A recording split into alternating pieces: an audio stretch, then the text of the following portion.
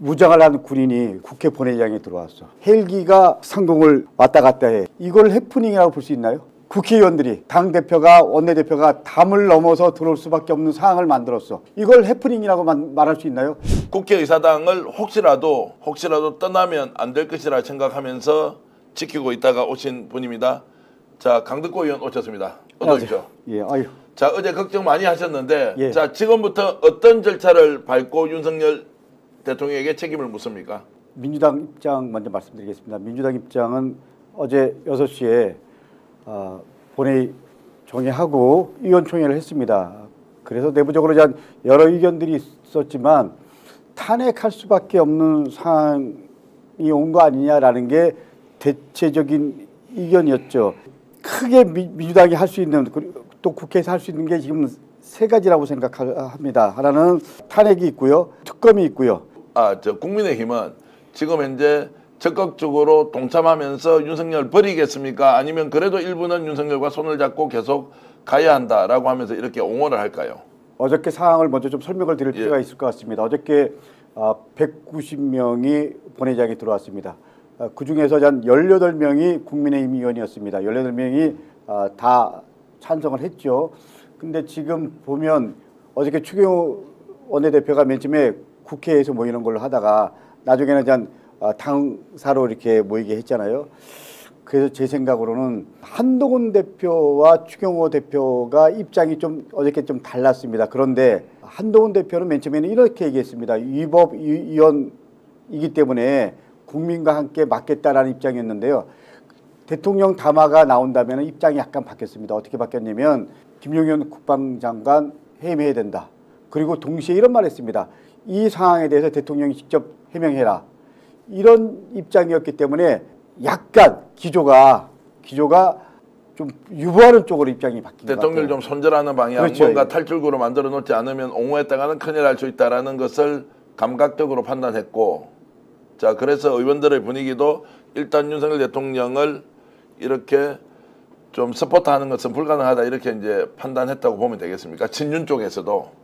아니요. 제 입장은요. 네. 한동훈은 맨 처음에 명확하게 대통령이 책임져야 된다라는 입장이었는데 담화가 나온 다음에는 약간 그 입장이 좀 기조가 바뀐 것 같고요. 기조가 바뀌었다. 그리고 예. 추경호 대표가 왜 당사로 의총을 했을까, 당사에서 했을까, 네. 이런 거 생각하면 의도가 일부러 국회 본회의장 참석 못하게, 그리고 뭐 용산과 교감이 없었다고 하지만 여전히 추경호 원내대표는 지난번에 홍준표 대구시장 포함해서 개인적인 여러 가지 어려움들이 있잖아요. 그리고 친윤의 지금 대표적 성격을 갖고 있잖아요. 그렇기 때문에 결국 저는 추경호 원내대표는 윤석열 입장에서 함께 갈 수밖에 없다. 그렇기 때문에 이 부분은 좀 더 지켜봐야 된다는 게 제 입장입니다.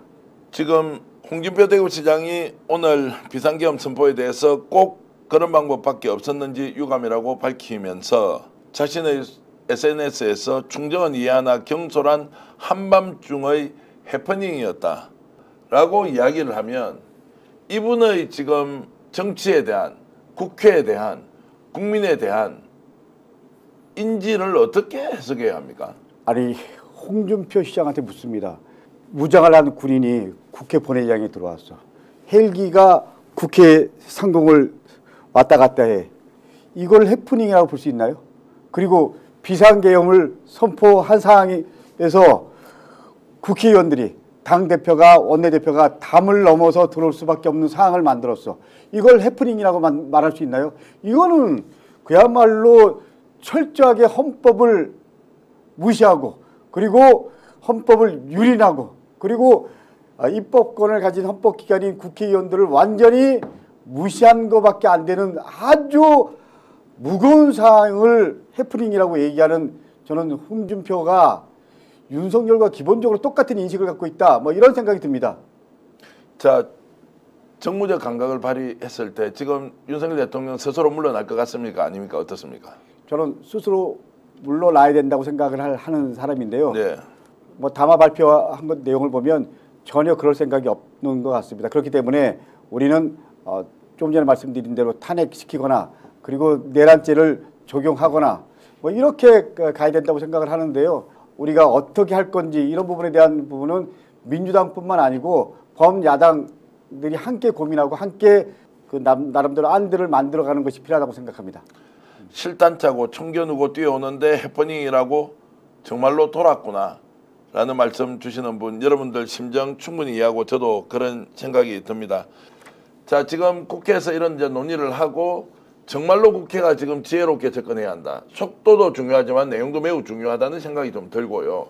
이거 자칫 잘못하면 정치 공방으로 빠질 수 있고 정쟁의 소용돌이로 빠져들게 할 것이다 라는 우려가 있는데, 그래서 무엇보다도 국회 역할이 매우 엄중한 상황이라고 생각합니다. 어떻게 하실 겁니까?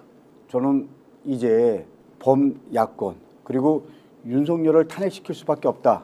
스스로 한동훈 대표가 위헌이라고 얘기하고 위법이라고 얘기했잖아요. 그렇기 때문에 그 여권 세력과도 지금은 힘을 합칠 수밖에 없고 합쳐야 된다고 생각합니다. 그렇기 때문에 탄핵시킬 수 있는 또 하야할 수밖에 없는 근거에 대한 교집합 속에서 우리가 같이 입장을 모으고 그리고 국민들에게 호소하고 국민들이 함께 윤석열을 탄핵시키든지 하야할 수밖에 없는 상황을 어떻게 만들 거냐, 이런 부분에 대한 큰 틀의 전략적 고민이 필요하다고 생각합니다. 자, 여러분 걱정 많이 하셨는데 대한민국 국민들이 지켰습니다. 민주주의 우리가 지켰고, 어제 많은 시민들이 여의도 국회의사당으로 몰려가서 군인을 막고 경찰을 막아냈습니다. 정치인들도 긴박한 상황에서 국회 의결을 통해서 윤석열 대통령의 저런 무도한 비상계엄을 막아냈습니다. 국민이 이겼습니다. 긴급방송 모두 마치겠습니다. 김민하 평론가 그리고 바쁘신 중에도 나와주신 강덕구 의원님께 진심으로 감사드리겠습니다. 저는 어저께 비상계엄 선포를 접하는 순간 윤석열 대통령은 대통령이 이미 아닙니다. 윤석열입니다. 김건희 여사는 김건희 여사가 아니고 김건희입니다. 그렇기 때문에 이제 우리도 윤석열 대통령을 내려놓고 윤석열, 김건희 이 부부를 어떻게 싸우고 하야시키든 탄핵시키든 거기에 힘을 집중하는 게 맞다라고 생각합니다. 군에서 비밀리에 비상계엄을 준비하고 있다라고 했을 때 3개월 전입니다. 민주당에서 이 문제를 지속적으로 제기했을 때 괴담 선동꾼이다, 괴담 늘어놓지 마라 라고 했던 대통령실, 국방부 관계자, 그리고 여기에 부하내동해서 보수 언론이 일제히 나서서 정쟁만 일삼는 민주당이라고 비난하고 비판하고 욕지거리 했던 자들, 반성문 써서 국민들 앞에 석고 대제하십시오. 책임을 물을 시간입니다. 함께 나서야 합니다. 긴급방송 모두 마치겠습니다. 시청해주신 여러분 진심으로 감사드립니다. 고맙습니다.